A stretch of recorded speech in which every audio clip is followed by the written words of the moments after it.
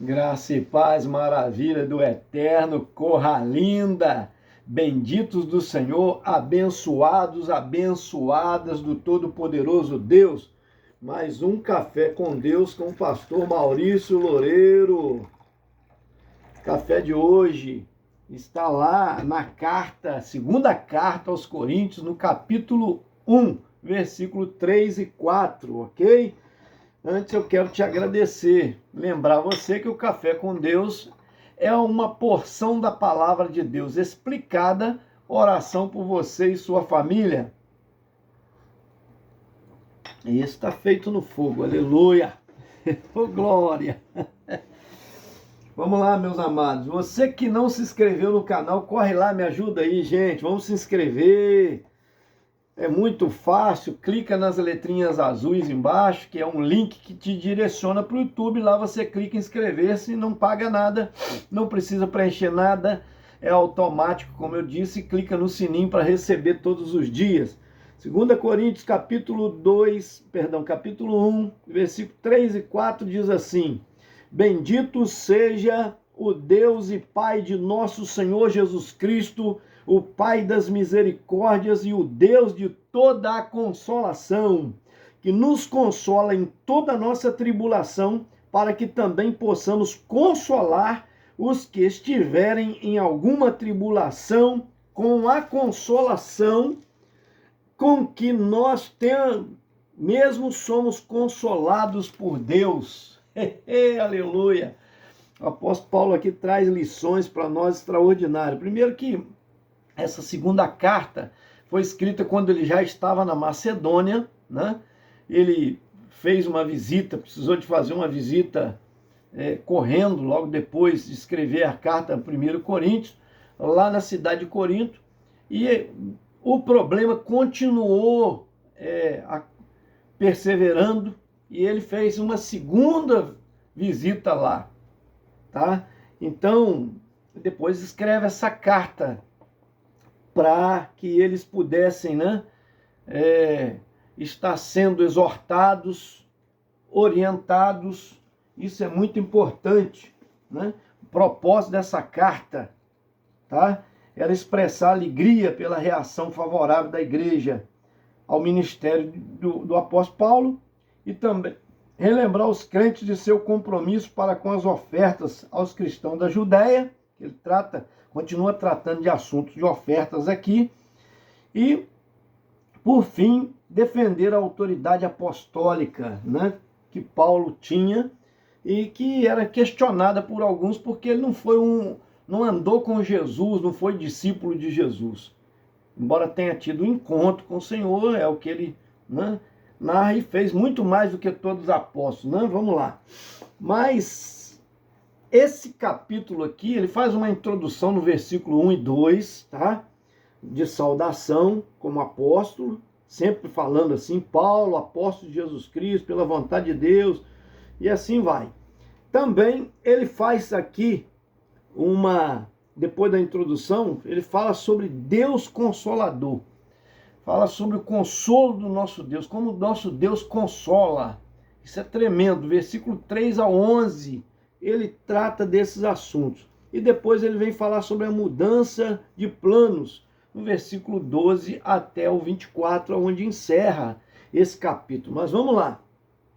Quando ele fala sobre a consolação, a gente usa esses versículos aqui que foi lido, né? Bendito seja o Deus e Pai de nosso Senhor Jesus Cristo, Pai das misericórdias, o Deus de toda consolação. Nosso Deus é o Consolador, gente. Ô, meu Pai, está passando aflição? Nosso Deus consola. Está passando perturbação? Nosso Deus te dá livramento, porque é consolo, livramento é consolo. Tá passando problema financeiro? Nosso Deus pode trazer para você solução financeira, te ensinar a lidar com as finanças, te fazer milagres que você não pode. Deus pode fazer por você, tá bom? É obedecer, é acreditar no que o Senhor ensina. Tá passando um problema de enfermidade, o nosso Deus pode curar. Entenda bem, não importa o problema que você enfrente, não importa o que você está enfrentando. Então Paulo fala aqui, traz para nós, olha, que nos consola em toda a nossa tribulação, para que também possamos consolar os que estiverem em alguma tribulação. Com a consolação com que Deus nos consola, nós podemos consolar os outros. Amém? São os livramentos que Ele nos dá. Então isso serve de testemunho para outros. Está passando aflição, não murmura, não reclama. Procura entender com Deus qual o propósito. Em tudo há um propósito. Qual o propósito que Deus tem para você ali, né? Qual a lição que Deus tem para você? Há um propósito em todas as coisas. Há um caminho a percorrer para chegar numa finalidade. É Deus modelando, forjando o caráter de Cristo em nós. E é por sofrimentos que passamos. Jesus passou pela via dolorosa, da tortura, das chicotadas, gato de 9 caudas, com aquele chicote que tinha aquelas unhas que agarrava e arrancava o couro das costas. Foi coroado com coroa de espinhos. Isso foi uma via dolorosa que ele enfrentou. E ainda carregou um madeiro pesado, e lá no alto da cruz, lá no alto do Calvário, melhor dizendo, crucificaram o Filho de Deus. Então, meu amado, Deus nos consola que Ele ressuscitou o terceiro dia. A vida não acaba aqui, não é o fim. Ainda que venhamos viver debaixo de uma ponte, ainda que venhamos morrer com uma enfermidade, ainda que sejamos traídos, perseguidos, entregues, é isso que o apóstolo Paulo está dizendo. Há um consolo também no futuro. Mas ele enfrentou aqui batalhas tremendas, ferrenhas. Ele fala sobre isso. Ele diz, versículo 8, porque não queremos, irmãos, que ignoreis a tribulação que nos sobreveio na Ásia, pois que fomos sobremaneira agravados mais do que podíamos suportar, de modo tal que até da vida desesperamos. Quer dizer, perdeu a esperança até de viver. Achou que ia morrer. A tribulação que ele passou na Ásia. Lá em Éfeso, por exemplo, ele enfrentou Demétrio, que era um artífice que fazia imagens da deusa Diana. Lá em Atos dos Apóstolos conta essa história. E sabendo que Paulo passava por várias cidades convencendo com a palavra de Deus as pessoas a largar a idolatria, eles viviam da idolatria, viviam de fazer imagens da deusa Diana, imagens do templo, réplicas, né, em miniatura, feita de prata, e vendiam por alto preço, ganhavam muito com aquilo, levando as pessoas a acreditar naquilo como uma proteção dentro da sua casa, como um amuleto para a sua vida. E as imagens também que eram replicadas da deusa Diana, eles levavam para casa para se curvar diante dela, para fazer pedido, para adorar. Então Paulo veio com uma palavra para eles, e aquilo incomodou, de maneira que esse líder criou um motim, uma rebelião, chamando todo o povo para a praça, para discursar, e dizendo que esses homens, eles eram desordeiros, queriam tirar a paz deles, destruir o templo da deusa Diana. Para e pensa numa coisa dessa. Eles agora ficaram numa situação difícil. Pegaram os amigos de Paulo, os companheiros de Paulo, e queriam pegar Paulo para apedrejar Paulo, para matar Paulo. Então Paulo diz, eu corri risco de vida, de morte, no caso, risco de morte, temi perder a minha própria vida. As tentações, as perseguições foi além das nossas forças. Quer dizer, Deus é que deu força a eles, porque sobrenatural. Livraram Paulo de não ser apedrejado ou trucidado no meio do povo, arrebentando ele de toda maneira, arrancando o braço de um lado para o outro, porque a fúria, o povo estava enfurecido. E tinha gente que estava lá, não sabia nem porquê, mas queria, eu quero arrebentar também, eu quero causar o dano. Tem gente que é assim, que ele vai atrás dos outros, ele não tem opinião própria. E o diabo aproveita com isso, vai instigando pessoas Porque eles mostravam, o apóstolo Paulo mostrava, que imagem não tem poder nenhum, ela não cuida nem de si, como é que ela vai cuidar dos outros?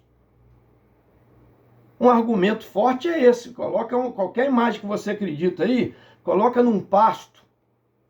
Eu quero ver se pelo menos mato em volta ela não deixa nascer. Vai nascer mato em volta, vai cobrir ela, o sol vai desbotar, a chuva vai desbotar, vai acabar com aquela imagem. Ela não se autoprotege, não tem poder de proteger a si mesma. Ela vai proteger você? Se ela não pode se resguardar, ela pode fazer alguma coisa por você? É isso que Paulo pregava, meus amados. Falando, vocês estão na ignorância por se afastar de Deus. Então vem as crendices, vem os mentirosos, falsos profetas, trazendo fake news para vocês, trazendo mentira para vocês. Engodando, fazendo vocês perder tempo com aquilo que nada pode fazer. Salmo 115 fala, né? Tem olho, não vê, tem boca, não fala, ouvido, não ouve, tem mão, não apalpa, pés não andam. Ainda precisa ser carregado em procissão, está escrito lá. Ô gente, pelo amor de Deus, me ajuda aí, eu falo por amor a você. Eu também fiz isso no tempo da ignorância. Mas Deus não leva em tempo o tempo da ignorância, não leva em conta, perdão, o tempo da ignorância. Quando eu não sabia, quando eu conhecia a palavra, eu nunca mais me curvei diante de uma imagem. E se você duvida, pega os 10 mandamentos. Está escrito lá em Êxodo, capítulo de número 20. Toda a Bíblia é igual, católica, evangélica. Pega lá. Lê lá os 10 mandamentos, como é que está. Na sua Bíblia. Deus condenando a imagem. Então, pelo amor de Deus, mas pastor, mas é de gente boa que está no céu. Está escrito lá, não farás imagem para ti do que está em cima no céu. Está escrito lá, na terra e nem debaixo da terra. Não adorarás e nem prestará culto diante dela, omisso que seja, né? Assuntos religiosos diante dela. Está escrito lá. Não é eu que estou criando isso ou inventando. Eu falo por amor a você. Você não ficar na ignorância, meu amado, minha amada. E Paulo foi incompreendido por causa disso. Quiseram matá-lo por causa da fúria, porque o inimigo usa pessoas para continuar na desobediência. E o assunto teve que encerrar e teve que ter discurso até de quem era do judiciário para poder acalentar um pouco o povo que estava enfurecido, e muitos estavam lá querendo arrebentar tudo, sem saber nem do que se tratava, como eu disse. O povo é levado, Maria vai com as outras, é levado pelos outros, pela maioria. É igual época de eleição, eu vou votar em quem está ganhando. Quem é? Eu já fiz isso, quantas pessoas já fizeram? Às vezes você não tem quem votar, passa uma maior quantidade de folheto que você vê na rua, pega para não votar em branco. Eu fiz isso no tempo da ignorância. Então as pessoas são imbuídas, induzidas, levadas ao que a maioria está fazendo, sem refletir. Com certeza ia arrebentar. Se Paulo aparece ali, ele queria ir lá discursar para ele. Para quê? Porque tinha um lugar de discurso. A Europa, lugar onde, né, a Grécia tinha muito isso, dava oportunidade às pessoas para falar. Mas o povo estava enfurecido. O povo queria pegar Paulo e arrebentar com ele. Então ele teve que sair fugido, correndo risco de morte. Entende? Paulo está orientando, falando aqui. Deus nos consolou, é Deus que nos guarda, é Deus que nos abençoa para abençoarmos. O que você passa serve de experiência para outros, exemplo para outros. Fica firme. Não vacile. Amém? Recebe essa palavra, eu quero orar por você, em nome do Senhor Jesus. Aí, ele fala sobre a mudança de planos, no versículo 12 a 24, porque precisou acontecer, né? Alguns planos tiveram que mudar devido a essa situação. E é isso aí. E ele fala ainda que precisava ainda continuar contribuindo, eles contribuindo, para que outras viagens acontecessem, ele ia voltar lá para poder ser enviado por eles para outro lugar. Entende? A igreja sustentando, a igreja, os contribuintes abençoando. Então, quando você dizima, dá 10% do seu salário, da sua renda, quando você oferta, você está ampliando o reino de Deus, abençoando. Quer dizer, Paulo fez o que tinha que fazer lá, agora ele precisava de ir para outro lugar. Só que como? Ele tinha que passar, aquele tempo não tinha Pix para você passar dinheiro, conta para você depositar, ele tinha que passar por lá para pegar, né, os recursos e aplicar na viagem dele, na alimentação, na hospedagem, para caminho de outro lugar. Que ele ensinou aquela igreja ali a ser abençoadora, ter visão de reino. Não é de placa, não é, né, de si próprio, visão de reino. Quero orar por você, Pai, em nome do Senhor Jesus, coloca essa vida nas tuas mãos, abre o entendimento de todo o povo que está recebendo no Brasil, na América, ó Deus, Latina, Deus, América Central, também América do Norte, Europa, Oceania, Ásia, Deus amado, África, toma nas tuas mãos todas as famílias brasileiras, todos os caminhoneiros, Senhor, em nome de Jesus, eu coloco nas tuas mãos o Plínio Palma e família, a Elisângela também, Aparecida e família, também, ó Deus, a Nelma Kumaru, a vida dela, abençoa a família dela, os filhos e netos, a Neia, missionária lá do Carmo, que pede oração pelo seu pai, também abençoa, dando saúde a ele. O Antônio Silveira, meu tio, meu pai amado. Minha tia Jória também, que está recuperando de uma fratura, dá saúde a ela. O Mauro, primo também, pai amado, dá saúde a ele. A Kelly Oliveira Soares e família, e a Val Ramalho e família, em nome de Jesus. Esse foi mais um Café com Deus. Me ajuda compartilhando aí, gente.